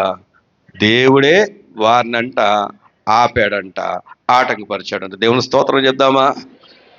ద్వారాలు ఎందుకు మోస్తాడు అంటే దానికి కారణం ఇంకొక అధ్యాయంలో చూపిస్తాను. రండి, 19వ అధ్యాయం, అపోస్తుల కార్యంలోనే 19వ అధ్యాయం 8వ వచనాన్ని కనుక మనం చదువుకున్నట్లయితే, తర్వాత అతడు సమాజ మందిరంలోకి వెళ్ళి ప్రసంగించుచు, దేవుని రాజ్యం గురించి తర్కించుచు, ఒప్పించుచు, ధైర్యంగా మాట్లాడుచు 3 నెలలు గడిపెను. అయితే కొందరు కఠినపరచబడిన వారై ఒప్పుకొనక జన సమూహం ఎదుట, నేను చదువుతాను, ఈ మార్గమున దూషించినందున అతడు వారిని విడిచి శిష్యులను ప్రత్యేకపరుచుకొని ప్రతి దినము తురన్ను ఒకని పాఠశాలలో తర్కించుతూ వచ్చాను. 2 ఏళ్ల వరకు అలాగ జరిగిన గనక యూదులేమి గ్రీసు దేశస్థులేమి ఆసియాలో కాపురమున్న వీరందరూ ఏమన్నారు? గట్టిగా దేవుని స్తోత్రం చేద్దామా? గట్టిగా చెప్దామా? ఇప్పుడు జరుగుతుంది ఏంటి? అక్కడ 3 నెలలను చదివాము, 2 ఏళ్ళని చదివాము. ఈ దేవుని యొక్క కార్యం ఏంటంటే, అంతకుముందు వాక్యం చెప్పడానికి దేవుడే ఆటంకపరిచాడు, కానీ అదే వ్యక్తులను దేవుడు ఏం చేశాడో తెలుసా? ఆ యొక్క ప్రాంతమంతటికి వాక్యాన్ని అందించేవారుగా చేశారు. గట్టిగా దేవుని స్తోత్రం చేద్దామా? తేడా ఏంటి? ఎందుకు ద్వారాలు మూసాడు అంటే రీజన్ ఏంటో తెలుసా? దైవిక సిద్ధపాటు. మీ పక్కన వాళ్ళు చెప్పండి మాట. ఏ సిద్ధపాటు? దేవుడు మనల్ని సిద్ధపరుస్తాడు. మీకు ఒక మాట చెప్తాను. ప్రార్థన చేస్తాం, అయ్యా నేను కోటీశ్వరుని అయిపోవాలని. దేవుడు కోటీశ్వరుని ఏం చేయడు. కానీ ముందు ఒకవేళ నిన్న ఆ పరిస్థితికి తీసుకురావాలంటే, ఒకవేళ నిజంగానే నీవు ఆయన నీ జీవితంలో అలాంటి సంఘటన చేయాలి అంటే, నువ్వు దానికి పర్ఫెక్ట్ పర్సన్వా కాదా, దేవుడు ఏం చేస్తాడు తెలుసా? ముందు నిన్ను ప్రిపేర్ చేస్తాడు. దేవుని స్తోత్రం చెప్దామా? అందుకే అబ్రహాము చక్కని మాట చెప్తాడు. ఆ మాట ఏంటో ఆదికాండం, ఈ మాటని ఇలా ఉంచండి, ఆదికాండం 21వ అధ్యాయం, ఆదికాండం 21వ అధ్యాయం,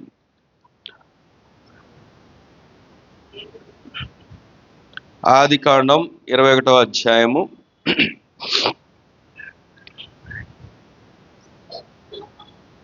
1వ వచనం చదువుదామా? యెహోవా తాను చెప్పిన ప్రకారము శారాను దర్శించెను. యెహోవా తాను ఇచ్చిన మాట చొప్పున శారాను గూర్చి చేసెను. ఎట్లనగా దేవుడు అబ్రహాముతో చెప్పిన, పెన్ను అంటే అండర్లైన్ చేసుకోండి, లేకపోతే రౌండప్ చేసుకోండి. ఏ కాలంలో చేస్తాడు ఆయన? నీ పక్కన ఉన్న వాళ్ళు చెప్పండి ఆ మాట. ఏ కాలంలో? ఏ కాలంలో? ఏ కాలంలో? ఎవరి నిర్ణయం అది?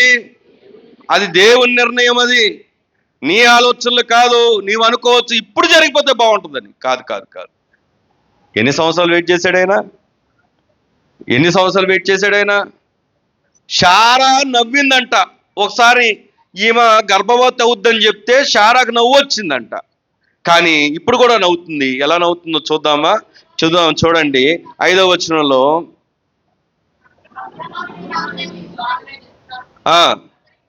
పుట్టినప్పుడు ఎంత వయసు చెప్పండి? ఎందుకు వయసు రాయబడింది అంటే ఆయన నిరీక్షణ యొక్క సమయం, ఆ నిర్ణయ కాలం ఎదురు చూశాడు అతను. జరిగిందేంటో తెలుసా? అప్పుడు శారా, దేవుడు నాకు ఏం కలగజేశాడు చెప్పండి? గట్టిగా దేవుని స్తోత్రం చెప్దామా? ఇంకా గట్టిగా చెప్దామా? ఆమె అంటుంది, ఒకప్పుడు నవ్వింది, అవిశ్వాసపు నవ్వు, కానీ ఇప్పుడు నవ్వుతుంది. దేవుడు నాకు ఈ శాశ్వతమైనటువంటి నవ్వును కలగజేశాడు. దేవుని స్తోత్రం కలుగును గాక. అది ఎప్పుడో తెలుసా? నిర్ణయ కాలంలో. నిర్ణయ కాలంలో ఎందరో భక్తులను ఆయన ఏం చేశాడు అంటే ఫలానా కార్యాన్ని జరిగించడానికి ముందు వాళ్ళని సిద్ధపరిచాడు. ఇప్పుడు వీళ్ళు వెళ్దాం అనుకున్నారు. అపోస్తులు వెళ్ళి వాక్యాన్ని ప్రకటిద్దాం అనుకున్నారు. ప్రకటించడానికి వెళ్దాం అనుకుంటే దేవుని యొక్క ఆత్మ వారిని వ్యతిరేకంగా ఆటంకపరిచింది. వద్దు, this is not the right time. అదే వ్యక్తులు వెళ్ళి 3 నెలలు 2 ఏళ్ళు సువార్తను ప్రకటిస్తూ వాక్యాన్ని ప్రకటిస్తుంటే అక్కడ ఉన్నటువంటి ఒక్కరు కూడా మిగలలేదు. ప్రతి వారికి ఆ మాట ఇందాక ఉంచండి అని చెప్పే కదా. ఒకసారి వెనక్కి వస్తే ఏమని రాయమని చెప్పండి? ఎన్నో వచనం? 10వ వచనం. 19వ అధ్యాయం 10వ వచనం. 2 ఏళ్ల వరకు ఇలాగూ జరిగిన గనక. ఇప్పుడు చూడండి ఎంతమంది అక్కడ? యూదులేమి, గ్రీసు దేశస్థులేమి, ఆసియాలో కాపురం ఉన్న వారందరూ ప్రభు వాక్యాన్ని విని. గట్టిగా దేవుని స్తోత్రం చేద్దామా? ఇప్పుడు చెప్పండి, మీ భర్తలు మారతారా? మారతారు. మీ భార్యలు మారరా? మీ పరిస్థితులు మారవా? మీ పిల్లలు మారరా? మీకున్నటువంటి ఆటంకాలు దూరం కావా? అవుతాయి. కానీ ఎప్పుడో తెలుసా?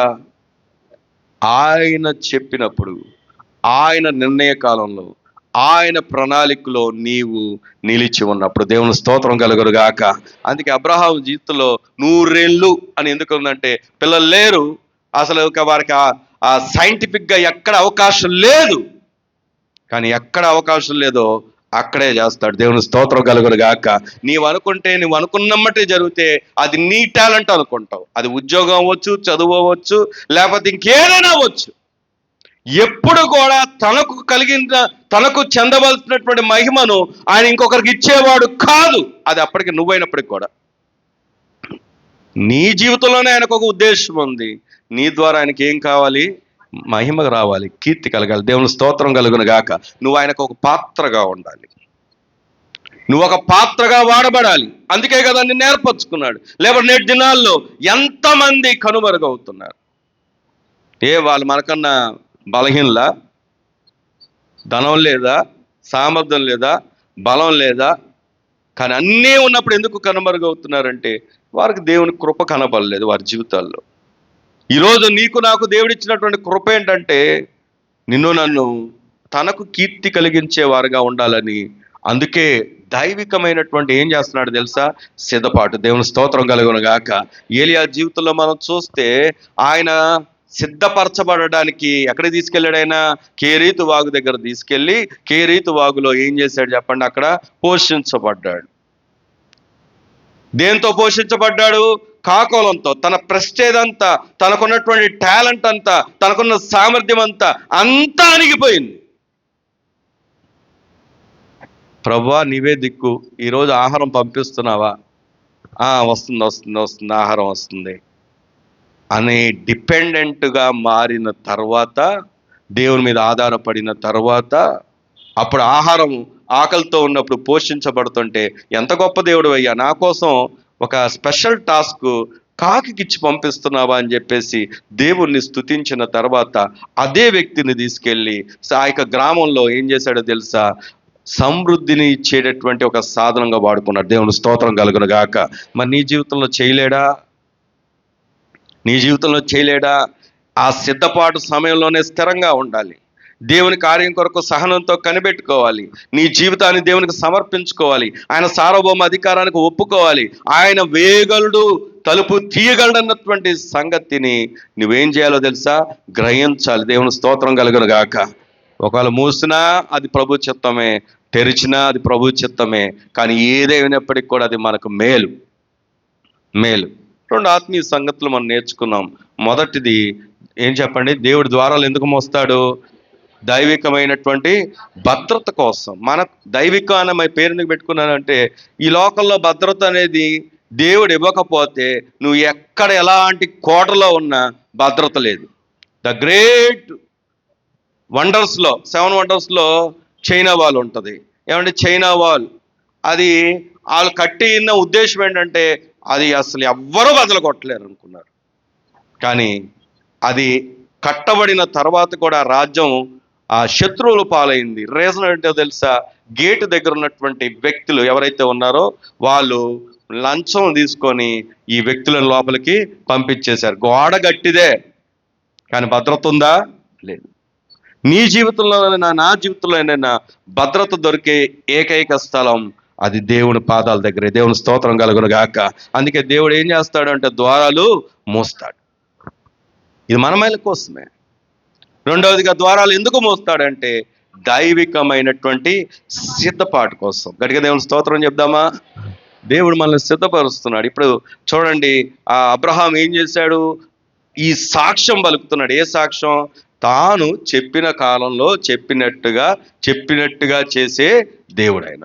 ఏమండి అబ్రహాం గారు, ఏంటండి మీకు సాక్ష్యం అంటే ఆయన చెప్పే మాట ఏంటో తెలుసా, నా దేవుడు నా ఎడలో ఒక నిర్ణయ కాలం నిర్మించి నాకు మాటిచ్చి వాగ్దానం ఇచ్చి ఆయనది చెప్పింది చెప్పినట్టుగా చేసే దేవుడు. అదేంటండి మీకు 100 సంవత్సరాలు వచ్చేసే కంటే సంవత్సరాలతో పని లేదండి, కాలంతో పని లేదండి, పరిస్థితులతో పని లేదండి. కానీ నా దేవుడు ఒకసారి చెప్పాడంటే చెప్పింది చెప్పినట్టుగా చేసే దేవుడు. శారమ్మ గారి దగ్గరికి వెళ్ళి అడిగామనుకోండి, ఏంటమ్మా శారమ్మ గారు, ఏంటి ఆ రోజు బాగా నవ్వేవుగా అంటే, ఆ రోజు నవ్వింది వెంగిప్పు నవ్వయ్యా, దేవుడు ఈ పరిస్థితుల్లో ఈ వయసులో చేస్తాడని. కానీ ఇప్పుడు నాకు తెలిసింది ఏంటంటే ఆ నవ్వు కొంతసేపటికి పోయింది, కానీ ఇప్పుడు నాకు ఇచ్చిన నవ్వు ఇది శాశ్వత కాలమైనటువంటి నవ్వు. నా నోటి నిండా ఏమిచ్చాడంటే నవ్వునిచ్చాడు. దేవుని స్తోత్రం చెప్దామా? ఈరోజు నీ ముందు ఉన్నటువంటి పరిస్థితులన్నీ కేవలం తాత్కాలికమైనటువంటివి మాత్రమే.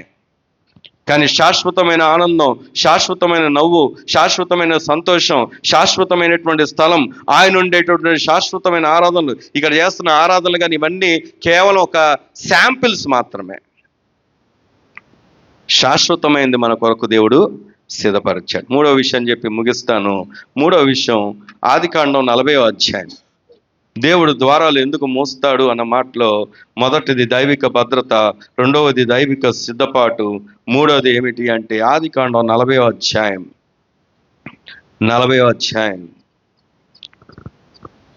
23వ వచనాన్ని చదువుకుందాం. అయితే పానదాయకుల అధిపతి యోసేపును జ్ఞాపకము చేసుకున్నాడా చేసుకోలేదా? అందరూ చెప్పాలి. చేసుకున్నాడా చేసుకోలేదా? చేసుకొనక అతను ఏం చేశాడంటే, ఈయన ఎంతకి ఎవరైనా మర్చిపోబడిన వ్యక్తి ఎవరు? రాయబడి ఉంది యోసేపు. మర్చిపోయిన వ్యక్తి ఎవరు? పానదాయకుల అధిపతి. ఇంతకీ పానదాయకుల అధిపతి ఎక్కడ కలుసుకున్నారు వీళ్ళిద్దరూ అంటే చెరసాల్లో. నేను ఎప్పుడు ఆర్ఆర్పేటలో ఉన్న వారితో ఈ మాట చెప్తా ఉంటాను. ఇక్కడ ఉన్నారు కదా, ఆర్ఆర్పేట వాళ్ళు ఉన్నారు కదా, ఓకే.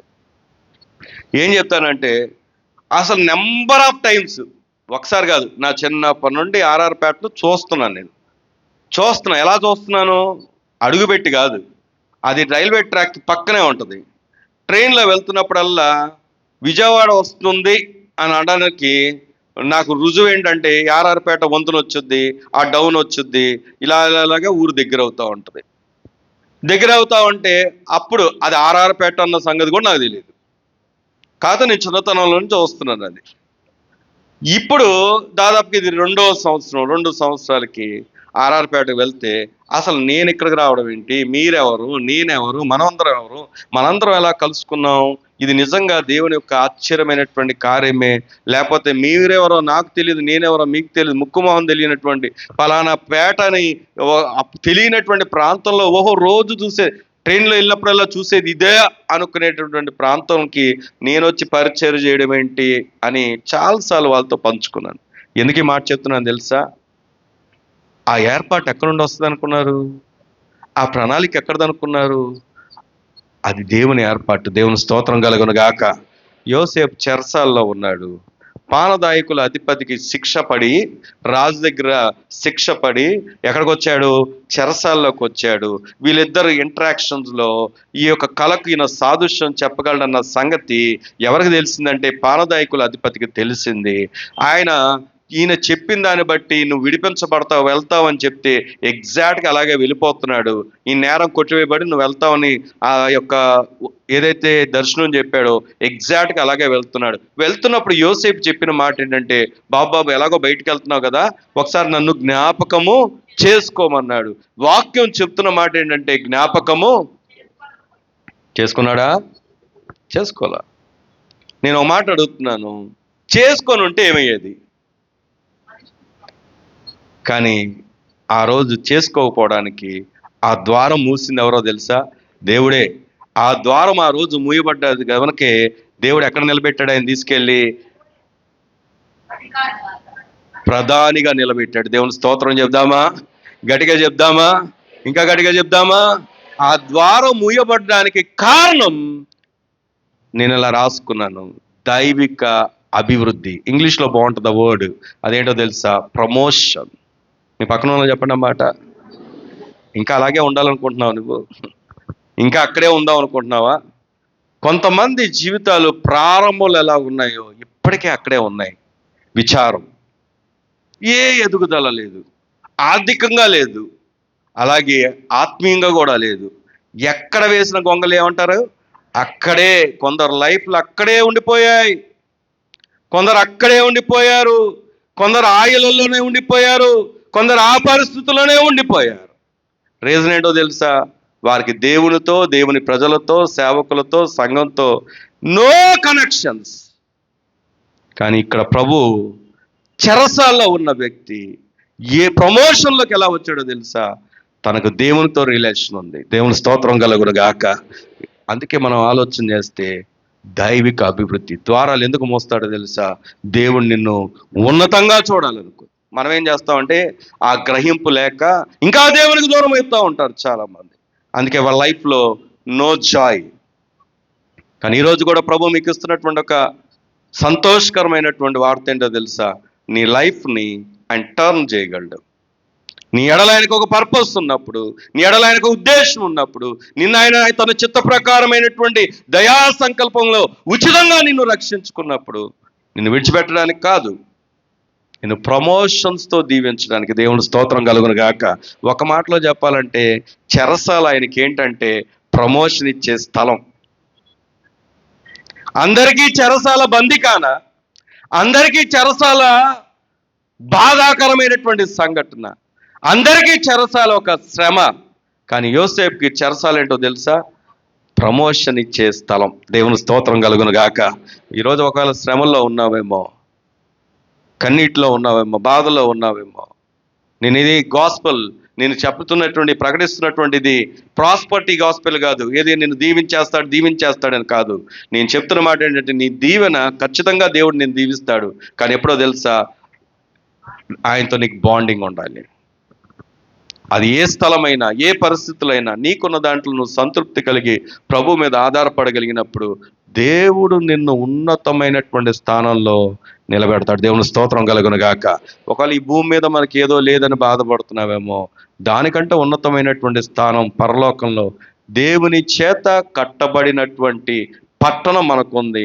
అక్కడ మనకు నివాసం ఉంది. అక్కడ మన కొరకు స్థలము సిద్ధపరిచి ఎవరు వెళ్ళారంటే మన ప్రభువైన యేసుక్రీస్తు వారు. ఆయన కట్టిన ఇల్లు అంటే ఎంత బాగుంటుంది చెప్పండి. ఆయన మన కోసం ఏర్పరిచిందంటే ఎంత బాగుంటుంది. మనం కట్టుకున్న ఇంట్లో ఎన్ని లోపాలు చూస్తాం. మనం ఇలా కట్టుకొని ఉంటే బాగుండు అనుకుంటాం. మనం కట్టని ఇల్లు అద్దిల్లు అయినప్పటికి కూడా ఇలా ఉంటే బాగుంటుంది అనుకుంటాం. మరి అలాంటిది ఆయన కట్టిన ఇల్లు, అది సంతోషకరమైనటువంటి స్థలం, అది శాశ్వతమైన నివాస స్థలం. దానిలో నీవు నేను ఉండడానికే ప్రభు మన జీవితంలోకి అడుగుపెట్టాడు. ఇంకా మారు మనసు పొందకుండా, రక్షణ అనుభవం లేకుండా, రక్షణ నిర్లక్ష్యం చేస్తూ ఉంటే ఆయన మనకు అనుగ్రహించేటటువంటి ఆ యొక్క ప్రమోషన్ని నువ్వు కోల్పోతున్నావు. ఇప్పటికైనా ప్రభు వైపు దగ్గరికి రా, ప్రభు వైపు తిరుగు, నీ హృదయాన్ని ఇవ్వు, ప్రభువుకు రక్షకుడుగా అంగీకరించు. సృష్టికర్త మాత్రమే కాదు, ఆయన మన జీవితంలో రక్షకుడై ఉండి రాబోతున్నటువంటి రారాజుగు సార్వభౌముడైనటువంటి దేవుడుగా ఉన్నాడు. ప్రభు నిన్ను ప్రేమించి కొన్నిసార్లు ద్వారాలు మోస్తున్నాడు. కానీ రీజన్ ఏంటో తెలుసా? దైవికమైనటువంటి భద్రత, దైవికమైనటువంటి సిద్ధపాటు, దైవికమైనటువంటి చెప్పండి అభివృద్ధి, ప్రమోషన్. ప్రార్థన చేసుకుందామా? అడక మునిపే ప్రేమతో మీ సంకల్పంలో మీ పిల్లలుగా మమ్మల్ని స్వీకరించావు తండ్రి. వారసులుగా చేసావు నాయన. నిధి నష్టమని, అది మాకు నాయన మేలు కాదని, కొన్ని విషయాల్లో దైవిక భద్రత మా కొరకు సిద్ధపరిచావు నాయన. మరికొన్ని విషయాలు దైవిక ద్వారాలు తెరవబడిచావు. అది మాకు మేలని, సమాధానమని, ఆశీర్వాదమని, అభివృద్ధి అని, ఆరోగ్యమని. అయ్యా అయ్యా నీ కొందన. అందుకే నీ పిల్లలమైన మేము నీతో సావాసం కలిగి, నీ సన్నిధిని ఎతికి, నీవు నాయన నీ పిలుపుకి నాయన సమీపంగా ఉండువారుగా నీ కృప దయచేయండి. ఇత్తబడిన మాటలు మా హృదయాలు నీరు పెట్టి నీ సంకల్పంలో నిలిచినట్లుగా నీ కృప దయచేయండి. దేవా సమస్యలున్న సుడిగి నాయన, సమస్యలను సుడిగాలులు అయ్యా బిడలు కొట్టుముట్టులాడుతుండగా బాట నుండి విడిపించే సర్వశక్తి గల దేవుడు. అదిగో నాయన జైలులో అయ్యా యేసేపు నాయన కొన్ని దినాలు గడిపాడు ప్రభు నాయన. నా తండ్రి కారణము నాయన అయ్యా యేసేపు బలహీనతే నాయన. అదిగో తండ్రి దావీదు అంటున్నాడు, భక్తుడు అంటున్నాడు నాయన, రాజులు నమ్మొద్దు, జనములు నమ్మొద్దు, రాజులను ఆశ్రయించొద్దు అన్నాడు. యెహోవాను ఆశ్రయించిన వాడు ధన్యుడు, మేలు పొందునన్నావు. ఆ జనముల్లో నాయన, ఖైదీలో నాయన, ఖైదీల మధ్యలో దాసుడయ్యా అయ్యా మనుషులను ఆశ్రయించాడు నాయన. మనుషుల మీద నాయన తేరు చూశాడయ్యా. అందుకే ఆయన మేము దేని వైపు చూడాలో తెలుసుకునే వారంగా చేయండి.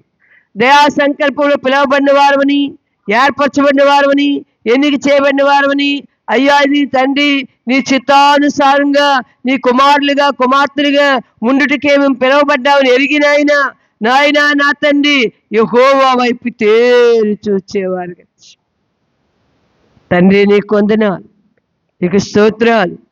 మహాదేవుడా, మనుషులు మర్చిపోయారు. అదిగో నాయన ఆ ప్రాణదానికి నాయన, ఆ ఖైదీ నాయన మర్చిపోయాడయ్యా. కాని నాయన నీవు మాత్రము జ్ఞాపకము చేసుకుంది. దైవిక భద్రతలు ఎంతో గొప్పవి నాయన.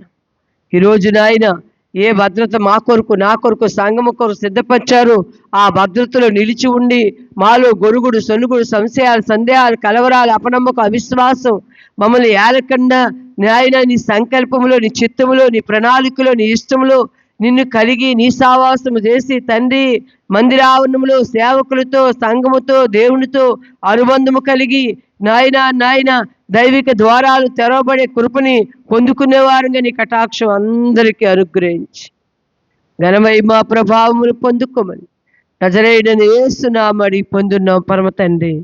ఆమేన్.